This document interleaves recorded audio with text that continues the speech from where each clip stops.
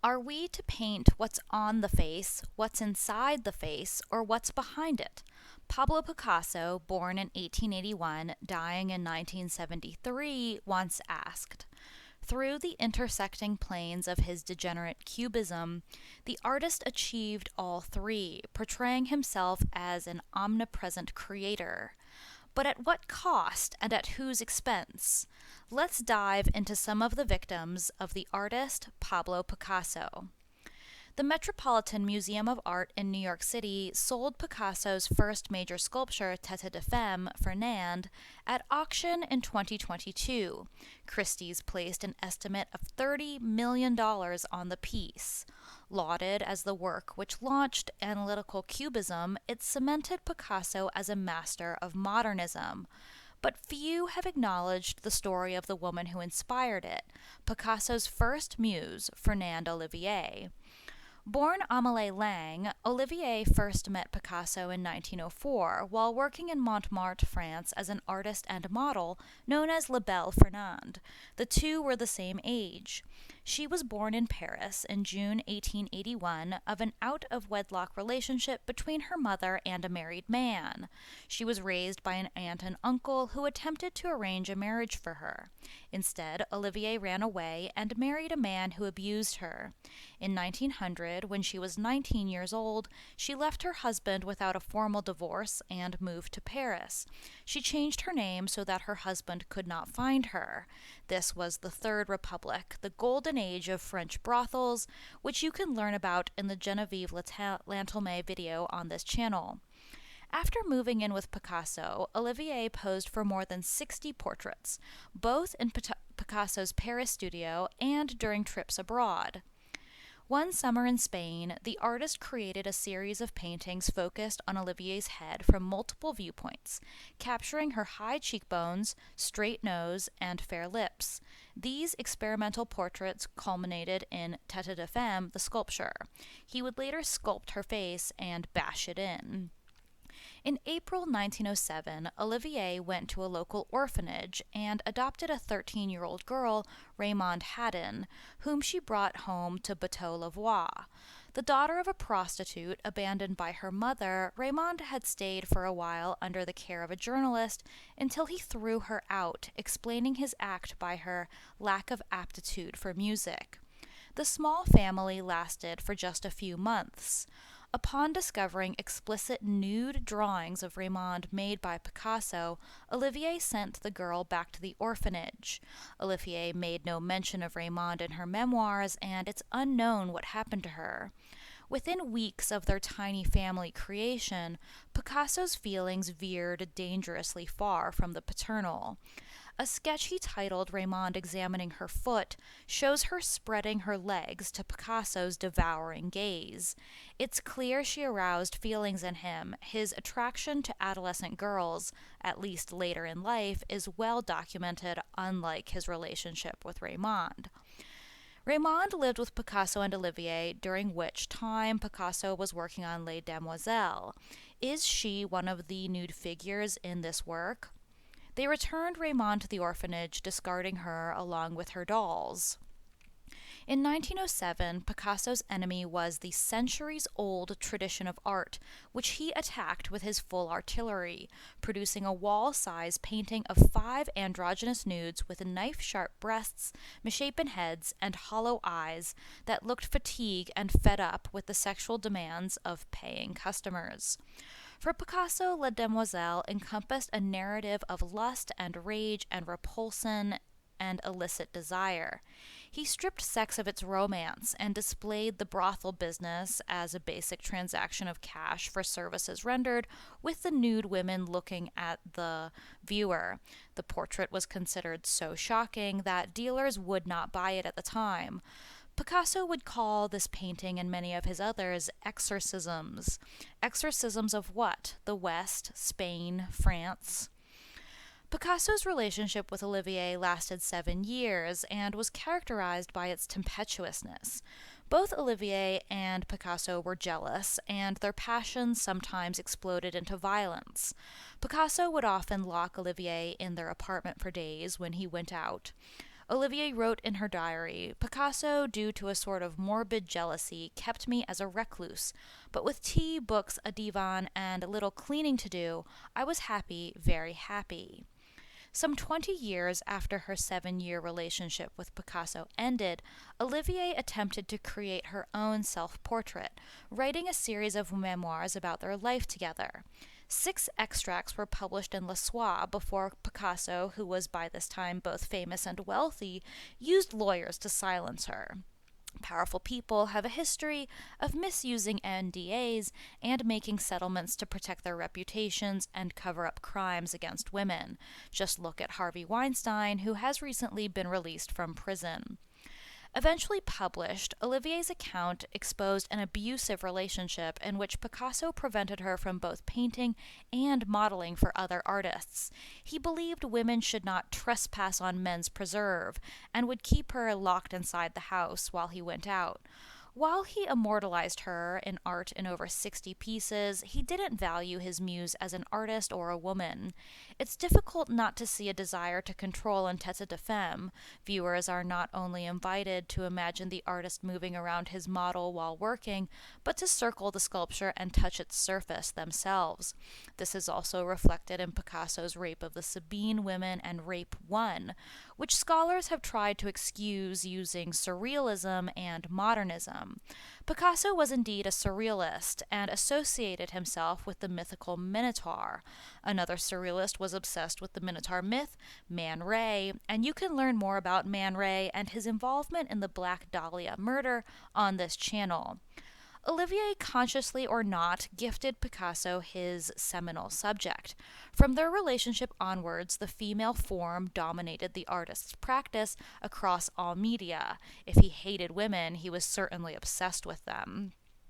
The 1930s saw Picasso engage frequently in violence against women as an art subject. A pattern emerged in Picasso's life and art. A woman would provide him with inspiration before being discarded for a younger muse. He took pride in his attitude. Every time I change wives, I burn the last one, he said. That way I'd be rid. You kill the woman and you wipe out the past she represents. However, he never felt this way about the money brought in from the cast-off muses. Although Picasso's muses are frequently used as chronological markers in his career, their influence over his ever-evolving style has been downplayed and overlooked. Unlike nationalist artists who see their work removed from museums, Picasso's remain. This was a narrative which the artist constructed. Inspiration exists, but it has to find you working, he once exclaimed, presenting himself as a creative genius whose success was born out of his talents and toil alone. But his version of events is a lie. In 1917, Picasso met Olga Kuklova, a ballet dancer with the Ballet Russe, who became his first wife. Kuklova left the company after meeting him. Like Picasso's other muses, she served his creative practice first, over furthering her own artistic career. During his marriage to Kuklova, Picasso adopted thinner, more lyrical lines and a neoclassical approach to depict his muse, who appears poised in countless portraits, including her Spanish costume portraits from 1918. After the couple's child, Paolo, was born in 1921, Picasso began to explore motherhood and domesticity, in which works present Kuklova as a maternal muse in the style of Madonna, despite Picasso being Jewish. In 1927, Picasso changed aesthetic direction again, after beginning an affair with Marie-Thérèse Walter, a sort of reincarnated Raymond. While Picasso aged, his muses became ever younger. Walter was just 17 when they met outside a department store, while Picasso was 46. With and through Walter, Picasso cemented the romanticized image of a submissive young female muse. Likely because of her youth, she exists in his paintings as a passive force, reclining and sleeping. Unsurprisingly, in a secondary art market largely dominated by Zionist collectors in the West, Walter sells particularly well at auction. Woman Sitting by a Window, Marie-Thérèse of 1932, achieved over $103 million at Christie's in May 2021. But Walter wasn't to last. Picasso soon needed new inspiration.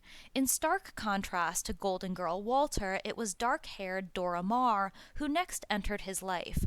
Another artist, she was a successful surrealist photographer, Maar left an indelible mark on his practice. In her darkroom, she taught him to develop black and white photos, while outside it she indoctrinated him in her ultra-left-wing politics, which didn't take much persuasion. Both infused not only Picasso's portraits of her, but the anti-war mural Guernica of 1937 is consistently used in arguments against war. Maar was the one who found Picasso a studio large enough for this huge protest painting. The site was the former headquarters of her radical political group, Contre-Attaque. Inside the space, Maar photographed Picasso making the mural and helped him with sections of painting it, adding to his legacy. Leaving his bright palette behind, he created Guernica in black and white, influenced by Maar's photography. There is even a darkroom spotlight in the picture, beneath which appears for the first time Picasso's famous Weeping Woman. That same year, Picasso painted a stand-alone portrait of Maar as the weeping woman, crying glass tears.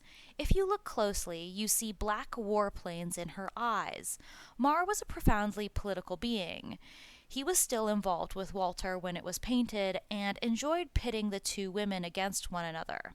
Walter once confronted Maar in Picasso's studio, insisting that she leave. Picasso continued to paint while they argued, before Walter turned to him demanding, "Make up your mind which one of us goes." He later recalled, "It was a hard decision to make. I liked them both for different reasons. Marie-Therese because she was sweet and gentle and did whatever I wanted her to, and Dora because she was intelligent. I told them they'd have to fight it out themselves, so they began to wrestle." Picasso later referred to this incident as one of his choicest memories. The artist wished viewers to see him in possession of not one romantic muse, but many, in an attempt to disguise his own self-loathing.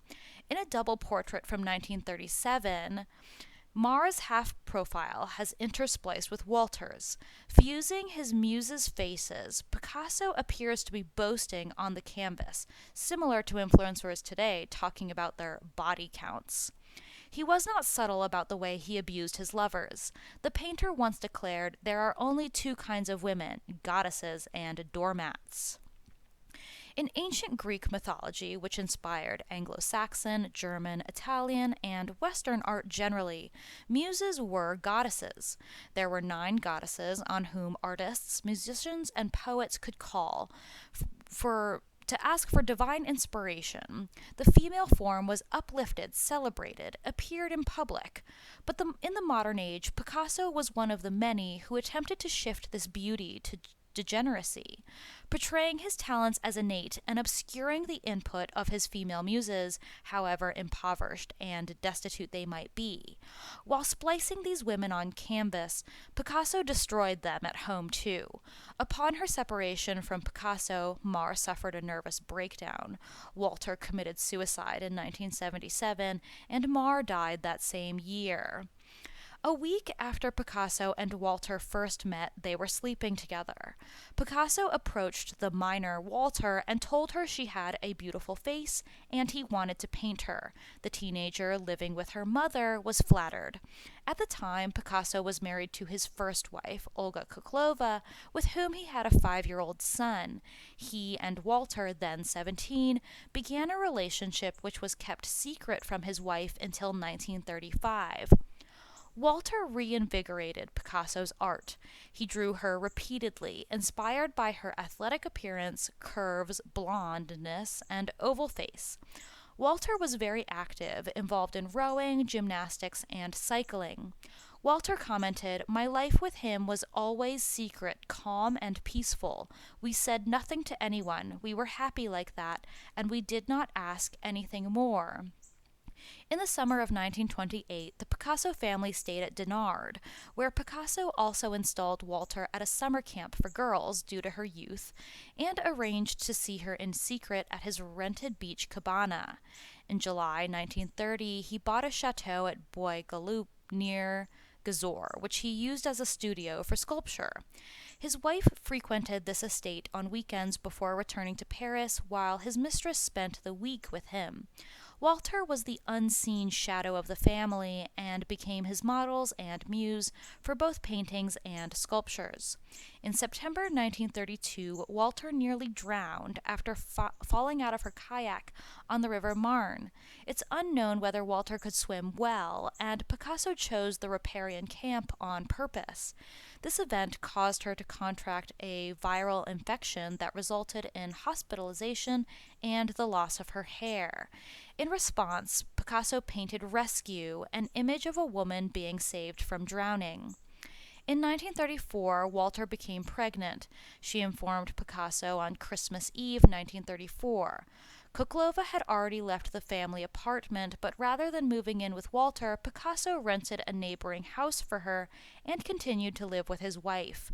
When Kuklova was informed by a friend that her husband had a long-time relationship with a woman who was pregnant, she immediately left Picasso and moved to the south of France with their son, Paolo, believing the rumor immediately. Picasso and Kuklova never divorced. Although Picasso was intent on it and explored the legal possibilities, Kuklova was bitterly opposed to the whole thing. Instead, she impounded his work until he came to terms with eventually paying her a large allowance. And they lived separately until her death in 1955, and he remarried soon after. In September 1935, Picasso and Walter's daughter, Maria, called Maya, was born. Walter and Maya stayed with Picasso in the south of France for a few months in 1936, and then they moved to outside of Versailles in 1937. Picasso visited on the weekends and some weekdays to play with his daughter. Maya also modeled for some of his paintings, including Maya with a Doll of 1938. By the time of Maya's birth, Picasso had already begun seeing other women, including Alice Palin and Valentine Hugo. Several months after the birth of Maya, he began his relationship with Dora Maar. He maintained relationships with both Maar and Walter, and combined their portraits in the 1937 artwork Girl with a Red Beret and Pom-Pom. Picasso installed Walter, her sister and mother, at a villa in Royan, where he spent time with her on weekends away from Maar. His daughter Maya later recalled unexpectedly encountering Maar on a visit to the studio with her mother. One day we turned up and she was there, standing next to Guernica. I started crying and said to my father, "I don't want to see the dribbly lady." I was talking about Dora Maar, who licked her lips a lot. I never saw her again. Perhaps this quality made it into Picasso's Weeping Woman. Walter's relationship with Picasso ended in 1940. The surrealist photographer Brassai stated, "He loved the blondness of her hair, her luminous complexion, her sculptural body. At no other moment in his life did his paintings become so undulant, all sinuous curves, arms enveloping, hair in curls." One of the artist's most despicable acts occurred in 1944 when Picasso, a Spaniard living in Paris during World War II, was spared military service. Famous, influential, and rich, he refused to help his lifelong colleague Max Jacob, elderly, Jewish, and gay, who died at Drancy while awaiting transfer to Auschwitz, after Picasso failed to intervene on behalf of his old friend. Patrons and other individuals could write to Nazi Germany for various prisoner release, indicating the lack of cruelty present. The Tate Modern dedicated a solo show to Dora Maar in 2019, celebrating her experiments in photography, photomontage, and painting, while discussing the deep effect she had on Picasso's practice. Perhaps museums will use the millions made from Picasso's muses to enrich their collection with works by female artist muses. Just kidding. To my misfortune and maybe my delight, I place things according to my love affairs, Picasso once remarked. Having made a fortune out of his lovers, it's rich of the artist to suggest these partnerships were a misfortune. He certainly seemed to enjoy them. Picasso came out alive from his affairs. His affair partners did not. Picasso's career was built on women whose own needs, careers, and stories he deliberately suppressed. Accounts of art history perpetuate this myth of the Spanish genius, while the art market has continued to in on it, a question of money laundering through ugly art. It's clear that Picasso, choosing many muses who were creatives, extorted their talents for his own benefit. This is a similar approach to the one Charlie Chaplin used around the same time and is used around the world. Marina Picasso, one of Picasso's granddaughters, became the first family member to go public about how much her family had suffered under the artist's narcissism. No one in my family ever managed to escape from the stranglehold of this genius, she wrote in her memoir, Picasso, My Grandfather. He needed blood to sign each of his paintings. My father's blood, my brother's, my mother's, my grandmother's, and mine. He needed the blood of those who loved him. After Jacqueline Roque, Picasso's second wife, barred much of the family from the artist's funeral, the family fell to pieces. Pablito, Picasso's grandson, drank a bottle of bleach and died in 1973. Paulo, Picasso's son, died of deadly alcoholism born of depression, and indeed many accounts of his life have been suppressed from the internet. Marie Theresa Walter, Picasso's young lover between his first wife and his next mistress, Dora Maar, hanged herself. Even Roque, the second wife, eventually fatally shot herself. Women are machines for suffering, Picasso told Francois Gillot, his mistress after Maar. After they embarked on their affair when he was 61 and she was 21, he warned Gillot of his feelings. For me, there are only two kinds of women, goddesses and doormats. Marina saw her grandfather's treatment of women as an even darker phenomenon, a vital part of this creative surrealist process. He submitted them to his animal sexuality, tamed them, bewitched them, ingested them, and crushed them onto his canvas. After he had spent many nights extracting their essence, once they were bled dry, he would dispose of them. Sounds like a vampire. What Picasso did was bring animalistic and base dynamics to the surface and encourage his audience to be animals. Gone was the need to uplift one's self and one's spirit, to acknowledge one's sins and virtues.